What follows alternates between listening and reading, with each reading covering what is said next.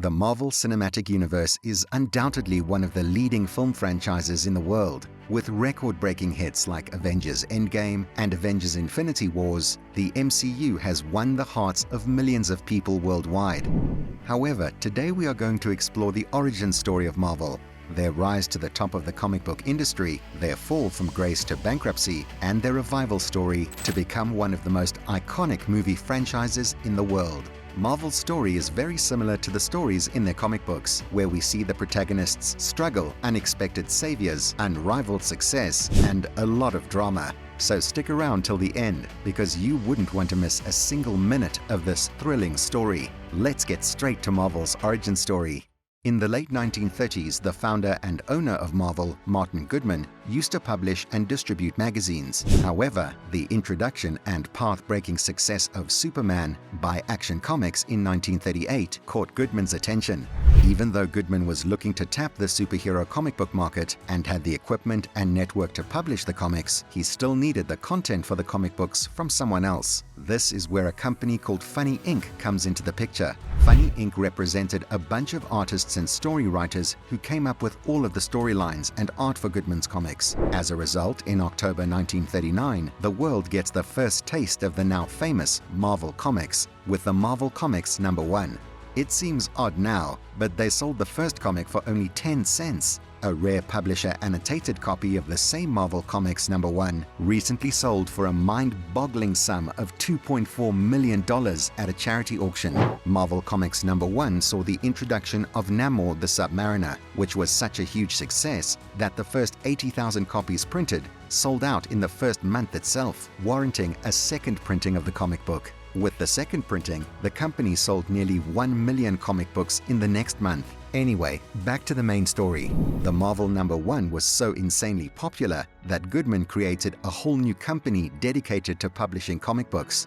In a major branding blunder, Goodman didn't capitalize on the name Marvel and decided to name his company Timely Productions. In fact, Goodman did not have a consistent marketing and brand strategy for almost 20 years. Timely Comics was growing rapidly during the late 1930s and early 1940s, in an era which is widely regarded as the golden era of comic books. But wait, wasn't there a world war or something going on at the time? Yes, exactly. Marvel capitalized on World War II by publishing comic books that focused on the good versus evil theme. Marvel also capitalized on the growing sense of nationalism and patriotism with the introduction of Captain America in 1941. And yes, this is an actual cover of a Captain America comic book which shows Captain America kicking Adolf Hitler's ass. While the world was enamored with the emergence of Captain America in the comics, there was another iconic figure that had started stamping his authority in the comic book industry. Yes, you guessed it right, we are talking about Stan Lee.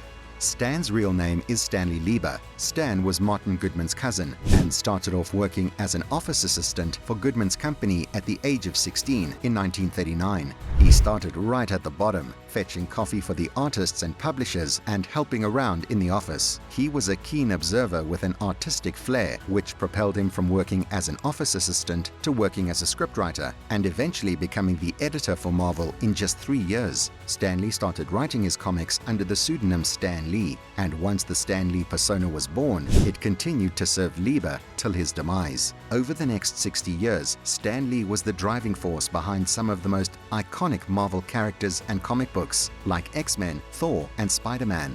Watch later as we see how Stan Lee swooped in and saved the day for Marvel when the company was going through a financial rut. By 1945, the World War had ended and the public was looking for peace, harmony, and a sense of community. Hence, superhero comics no longer took the cake for Timely Comics. The company then moved away from superheroes and went into different genres like romance, horror, and comedy. Though the change in genre worked for Timely Productions for a bit, a large population of overly protective parents began to chastise Timely Productions, alleging that their mature themes corrupted the minds of young children. Parents were furious and waged an all-out war on Marvel by boycotting the grocery stores and stands that stocked these comic books. The parents would organize demonstrations where they went to the extent of burning comic books to showcase their disapproval. The community of overly conscious parents were successful in bullying Marvel into following strict rules and regulations through the introduction of the Comics Code Authority in 1954. These restrictions fundamentally changed the storylines and language used in comics. This was a massive setback for Marvel, whose sales fell to an all-time low in the late 1950s. The unnatural PG-13 dialogues and restrictive storylines made the comics uninteresting for teenagers who loved reading comic books because of the crisp, uncensored dialogues and exciting storylines. When the chips were down and Marvel was in a tough spot financially, Marvel's savior Stan Lee swooped in and saved the day. In 1961, Stan Lee, along with Jack Kirkby, came up with the first issue of the Fantastic Four. The Fantastic Four was the story of 4 American astronauts who met with an accident in space which gave them superpowers. In 1961, America was obsessed with space exploration, as Alan Shepard became the first American to travel into space in the same year. Marvel were once again perfect with identifying and making the most of the new obsession of the American public: astronauts and space travel. Needless to say, the Fantastic Four were a massive success and led to the development of Spiderman and other well-known characters, which helped Marvel regain their lost popularity.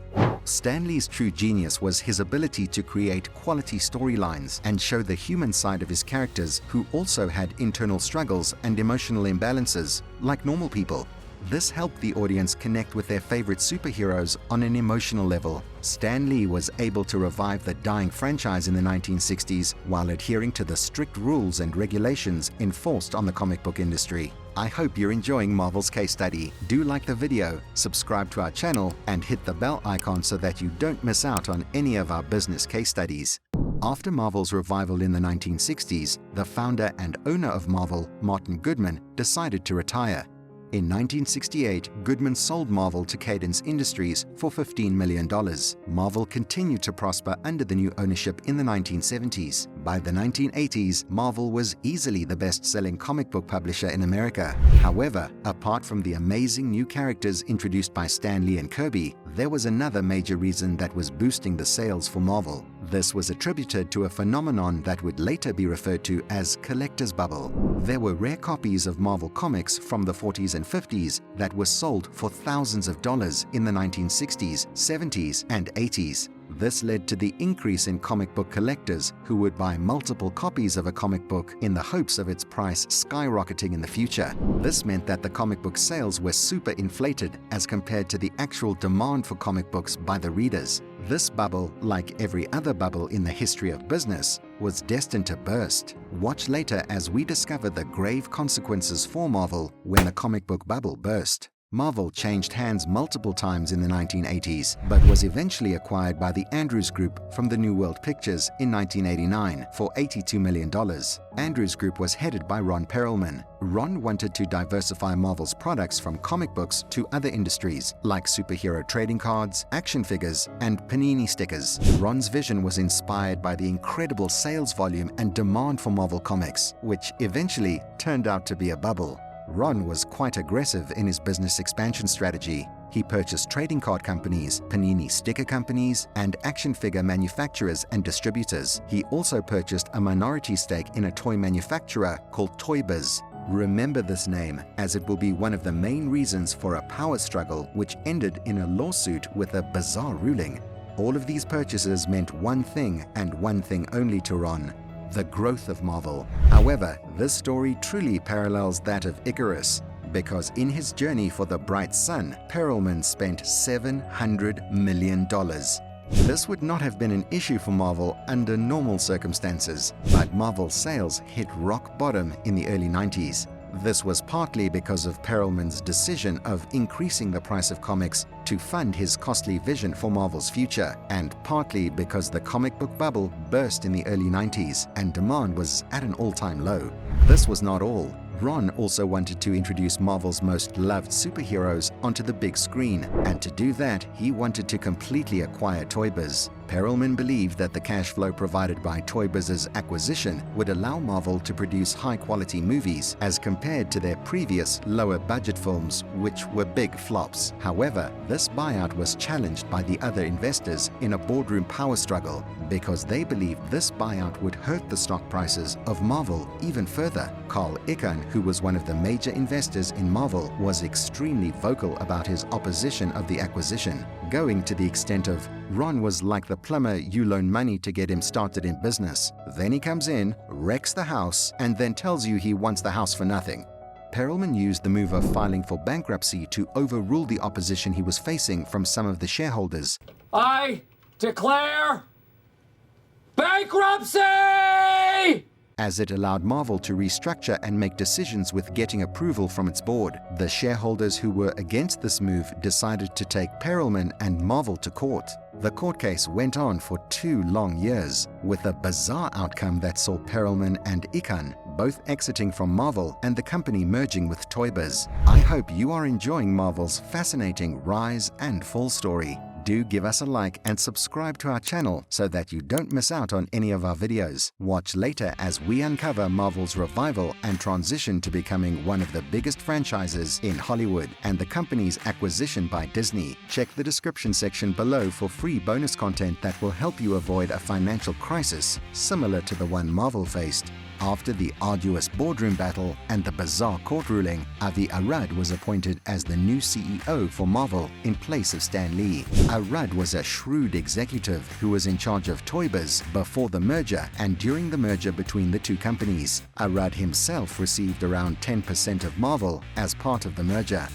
Marvel Films had previously had a dry run at the box office and had to sell the copyrights for multiple characters to other companies like Fox. Marvel's first big hit in the 1990s was Blade. Even X-Men finally was developed by Fox Movies. However, despite the major box office successes, Marvel only received $25,000 from the X-Men because of the bad deals it had entered into to remain in business. This all changed with the arrival of David Maisel, a talent agent who believed that Marvel could successfully produce films under its own banner and keep all of the profits it makes. To do this, Maisel entered into a deal with Merrill Lynch, wherein he borrowed $525 million from Lynch and offered the rights of crown jewels of Marvel up as collateral, which the bank would own if this new venture failed. With the money, Marvel bought back the rights for characters like Thor, Iron Man, Black Widow, and Hulk. Under the stewardship of the new people in charge and the line of credit from Merrill Lynch, Marvel developed Iron Man as its first independent production.